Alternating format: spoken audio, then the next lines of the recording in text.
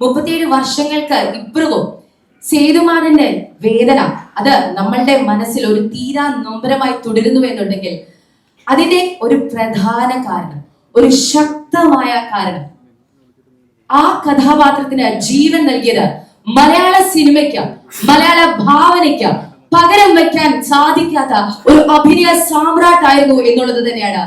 മലയാള സിനിമയുടെ സ്വകാര്യ അഹങ്കാരം, ഇന്ത്യൻ സിനിമയുടെ അഭിമാനം, നമ്മൾ മലയാളികൾ ഓരോരുത്തരും നെഞ്ചോടെ എന്നെന്നും ചേർത്ത് വച്ചിരിക്കുന്ന പേര്, ജീവിതത്തിലെ, ശരീരത്തിലെ, ആത്മാവിലെ, മനസ്സിലെ ഓരോ കോശാണുവിലും നിറച്ചു വച്ചിരിക്കുന്ന ആ ഒരു സ്നേഹത്തോടു കൂടി, ആ ഒരു ആരാധനയോട് കൂടി, ladies and gentlemen, let us put a thunderous round of applause for the one and only, the complete actor, our very own ലാലേട്ടൻ. അവസാനമായിട്ട് ലാലേട്ടനെ കാണുമ്പോൾ ലാലേട്ടൻ സ്ക്രീനിലും ഞാനൊരു ചെയറിലുമായിരുന്നു. അന്ന് അത് വളരെ എന്റർടൈനിങ് ആയിരുന്നു. പക്ഷെ ഇന്ന് എന്റെ കൈയും കാലും വരയ്ക്കുന്നുണ്ട്.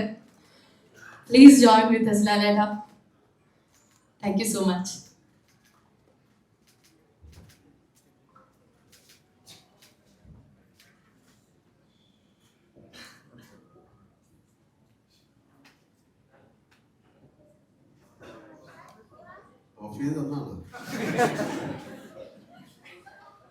Good evening.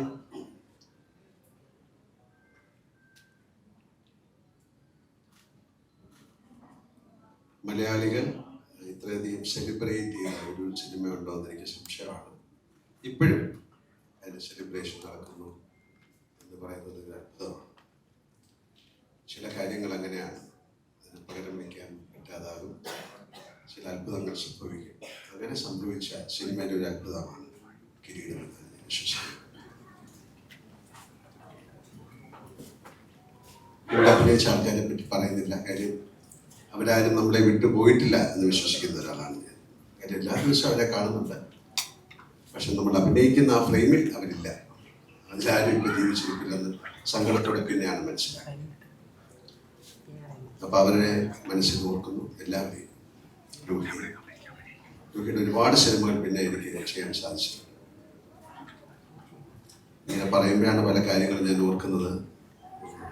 തുമ്പികളുടെ സെറ്റ് ഞാൻ പാർവതിയായിട്ട് അഭിനയിക്കുന്ന സിനിമയാണ്. അവിടെയാണ് വന്ന് ഇതിന്റെ കഥ പറയുന്നു, അല്ലെങ്കിൽ ഒരു സിനിമ ഉണ്ടാകും എന്ന് പറയുന്നതൊക്കെ ഞാൻ ഇപ്പോഴാണ് മനസ്സിലാക്കി. ഞാൻ മറന്നുപോയി. എല്ലാവരുമായിട്ടും വളരെയധികം സ്നേഹബന്ധം അതിപ്പോഴും തുടരുന്നു. ഇങ്ങനൊരു സിനിമ നിർമ്മിക്കാൻ തയ്യാറാകുക എന്ന് പറയുന്നത് തന്നെ ഭാഗ്യമാണ്. അപ്പൊ ഇങ്ങനൊരു സിനിമ നിർമ്മിച്ചതിന് വേണ്ടി ദിനേശ് നന്ദി പറയുന്നു. വിജയകുമാർ, സിബി, അല്ലെങ്കിൽ കുമാർ, പ്രസാദ്, ശ്രീകുട്ടൻ, ഇതിൽ അഭിനയിച്ച എല്ലാവരും, പഠിപ്പിക്കുന്ന എല്ലാവരും, ഇതിന്റെ പുറകിൽ പ്രവർത്തിച്ച എല്ലാവരും ഞാൻ ഈ ബിഗ് താങ്ക്സ് ടു NFDC. അതാണ് ഏറ്റവും വലിയ താങ്ക്സ് പറയേണ്ടത്. പലപ്പോഴും നമ്മുടെ സിനിമയുടെ ഒന്നും ഒരു റെസ്റ്റോറേഷൻ ഒന്നും നമുക്കില്ല. ഒരുപാട് സിനിമകൾ നമ്മുടെ സിനിമ നഷ്ടപ്പെട്ടു പോയി, അതിൻ്റെ പ്രിന്റുകളൊന്നുമില്ല. പക്ഷേ ഇതാണ് അതിൻ്റെ അതിൻ്റെ ഒരു നന്മ കൊണ്ട് മാത്രമായിരിക്കാം. എനിക്ക് തോന്നുന്നത് നാഷണൽ അവാർഡൊക്കെ കിട്ടിയത് കൊണ്ട് അതിൻ്റെ ഒരു പ്രിന്റ് ആർക്കൈവ്സിലേക്ക് പോയതായിരിക്കും. എനിക്ക് ഏറ്റവും സന്തോഷകരമായ ഒരു കാര്യം എന്ന് പറയുന്നത്, ഞാൻ സിനിമയിൽ അടുത്ത വർഷം കഴിഞ്ഞാൽ 50 വർഷമായി.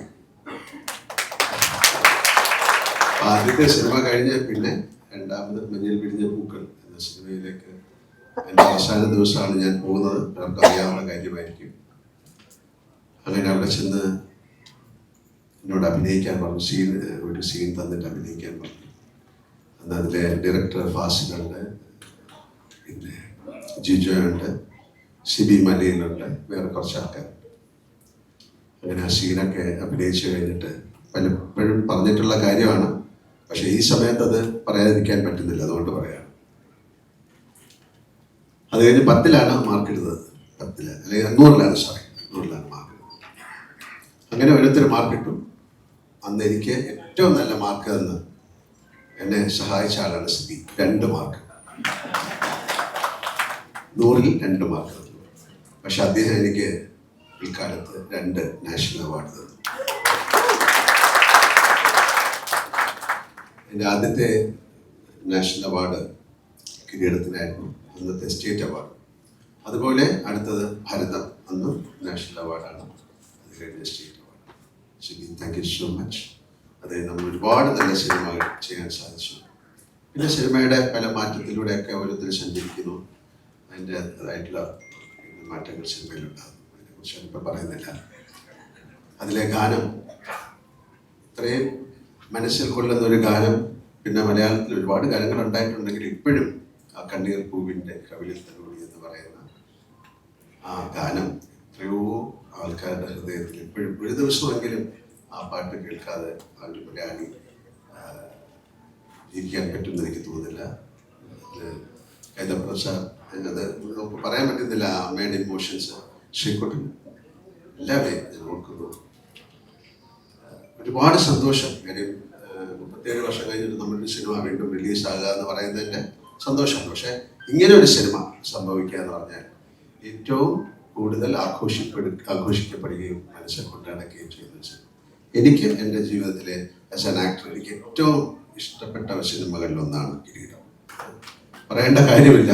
ഒരുപാട് പേർക്ക് സേതുമാധവൻ എന്ന് പറയുന്ന ആളുടെ ദുഃഖം ഞാനിപ്പം ഈയിടെ വീണ്ടും വന്നപ്പോഴാണ് അതിൻ്റെ ട്രെയിലർ കണ്ടത്. അപ്പം ഒരുപാട് കാര്യങ്ങൾ നമ്മുടെ മനസ്സിലേക്ക് കൂടിയെത്തി. ആൻഡ് ഏറ്റവും ഒരിക്കലും പറയാൻ പാടില്ലാത്ത ചില രഹസ്യങ്ങൾ ഉണ്ടെങ്കിൽ അത് നമുക്ക് ജഗദീഷിനോട് പറയാം. ഒരുപാട് കാര്യങ്ങളും ഞാൻ വേറെ എന്തോ കാര്യം പറയാൻ ഞാൻ പ്രാർത്ഥിച്ചുകൊണ്ടിരിക്കും. കുറച്ച് കൂടുതൽ പറയും. അങ്ങനെയൊന്നുമല്ല. ഒരു കാര്യം അവിടെ ഉണ്ടായിരുന്നത് അവിടെ വെച്ചു. അപ്പൊ ഇതിൻ്റെ അകത്ത് പോയപ്പോൾ ഇയാള് തന്നെ പോയിട്ട് 2 ഗ്ലാസ് എന്നിട്ട് അവിടുത്തെ മേശ പറഞ്ഞു വെച്ചു. അമ്മ അറിയില്ല, അതൊക്കെ ഞാൻ നോക്കും. അപ്പൊ അമ്മ ഇങ്ങനെ എന്തോ നടന്ന് അങ്ങോട്ട് പോയിട്ട് തിരിച്ചു, താൻ 2 ഗ്ലാസ് ഇവിടെ വെച്ചിരിക്കുന്നത്, എന്നിട്ട് അതെടുത്തോണ്ട് പോയി. അപ്പോ ലിസൺ ഇടാതെ കരഞ്ഞു എന്നൊക്കെ പറയുന്നത് സത്യമാണ്. പക്ഷെ എന്തെങ്കിലും നിങ്ങൾക്ക് ജീവിതത്തിൽ ഏറ്റവും ആരോടും പറയാൻ പാടില്ല എന്ന് പറയുന്ന രഹസ്യം ജഗദീഷിനോടും പിന്നെ മണിയം പിള്ളരാജോടും. എന്തായാലും ആ സൗഹൃദം എന്നും നിൽക്കുന്നു. കിരീടം മുന്നേ ആയാലും ഇപ്പൊ ഇതിന്റെ കാര്യം കിരീടം പാലം, ഒരു സിനിമയുടെ പേര് ഇതിനൊക്കെ ഇടുക എന്ന് പറയുന്ന അത്രത്തോളം ആ സിനിമയുമായിട്ട് ആ സ്റ്റേറ്റ് ബന്ധപ്പെട്ടിരുന്നു. കാര്യം ഇതൊരു ചുമ്മാ ഇടാൻ പറ്റില്ല, ഗവൺമെന്റ് അപ്രൂവലുകൾ. അതിലഭിനയിച്ച് എല്ലാവരെയും ഒരിക്കൽ കൂടി ഞാൻ ഓർക്കുന്നു. അതിന്റെ പുറകിൽ പ്രവർത്തിച്ച ആൾക്കാരെ ഓർക്കുന്നു. ലോകിതദാസിനെ പ്രത്യേകിച്ച്. And thank you sir once again for considering us and preserving this restoration as a big program. നമ്മുടെ ഒരുപാട് വർക്ക്ഷോപ്പുകളൊക്കെ വന്നിട്ടുണ്ട്. സാറ് പറയായിരുന്നു, തീർച്ചയായിട്ടും നിങ്ങളുടെ ആരുടെങ്കിലും ഇത്തരം പോസ്റ്ററുകളോ പഴയ ഫോട്ടോസോ അങ്ങനെയുള്ള ഈ സിനിമകളിലുണ്ടെങ്കിൽ കൊടുത്തു കഴിഞ്ഞാൽ റെസ്റ്റോർ ചെയ്യും. അതിൻ്റെ ടോട്ടൽ അതിൻ്റെ കോൺസെപ്റ്റൊക്കെ മാറി. ഇപ്പം പണ്ട് ഫിലിം ബോക്സുകളിൽ എവിടെയെങ്കിലും ഒക്കെ കൊണ്ടിടും, പിന്നെ അത് കളഞ്ഞു പോകും. പക്ഷെ അതൊക്കെ മാറി. എന്തായാലും താങ്ക് യു സോ മച്ച്. ഇതിൻ്റെ പുറകിൽ ബോഡി അദ്ദേഹത്തിന് ഒരു സ്പെഷ്യൽ താങ്ക്സ് പറയുന്നു. സരി ഓക്കെ. അല്ല, ഞാൻ ആരെങ്കിലും വിട്ടുപോയിട്ടുണ്ടെങ്കിലും വിജയകുമാറിന്റെ പേരിൽ ഞാൻ എല്ലാവർക്കും താങ്ക്സ് പറയുന്നു. Thank you so much. And ഇത് നല്ലത് സംഭവിക്കട്ടെ. ഇത് ഏറ്റവും കൂടുതൽ ആൾക്കാർ കണ്ട സിനിമയാണ്. പക്ഷെ അവർ കണ്ടത് വേറൊരു ഫോർമാറ്റിലാണ്. അതൊരു പുതിയ തിയേറ്റർ എക്സ്പീരിയൻസ് ആയിരിക്കും. സേതുമാധവന്റെ ദുഃഖത്തിലൂടെ ഒരിക്കൽ കൂടി സഞ്ചരിക്കാൻ സാധിക്കുക എന്ന് പറയുന്നത് ഒരുപക്ഷെ ഒരു പുതിയ അനുഭവമായിട്ട് മാറട്ടെ. Thank you so much. Wish you all a wonderful evening. Thank you so much ലാലേട്ടാ. സോ യെസ്, കിരീടം അങ്ങനെ 37 വർഷങ്ങൾക്ക് ശേഷം ഈ ജൂലൈ 3 തിയേറ്ററുകളിലേക്ക് എത്തുക.